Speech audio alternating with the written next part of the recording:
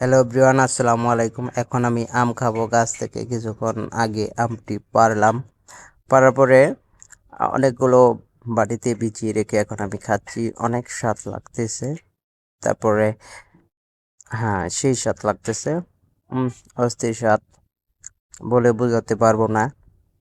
দেশের বাড়িতে আম এত স্বাদ লাগে। একটা খাওয়ার পরে আরেকটা খেলাম। ছিলতে খুব কষ্ট হচ্ছে, কেউ ছিলে দিলে অনেক ভালো লাগতো, তবুও খাচ্ছি। উম অস্থির লাগতেছে। আমার কাছে শিরাম লাগতেছে। আপনারা দেশের বাড়িতে এরকম ভাবে আম খাচ্ছেন কিনা জানি না। কিনা না তো, তাই অর্ধেক খেয়ে ফেলে দিচ্ছি। হুম আমি অনেক দেশের বাড়িতে এসে অনেকগুলো আম খেয়েছি। এই দেখেন, লোল পড়তেছে আম খেতে খেতে। কি আর বলবো, কি পরিমাণ ভালো লাগলে এভাবে খাই। হুম এই দেখেন, চিকাটা কিভাবে ফেলে দিলাম স্লো মোশন দিয়ে। এখন আমি ছিঁড়ে ছিঁড়ে আম খাচ্ছি, কিছু করার নেই। কেটে দেওয়ার মতো ওরকম লোক নেই, সবাই কাজে বিজি। আমি গাছ থেকে পেরে আস্তে আস্তে বসে গাছের নিচে এভাবে আমগুলো খেলাম। আপনারা দেশের বাড়িতে কিভাবে খাচ্ছেন অবশ্যই আমগুলো উপভোগ করবেন।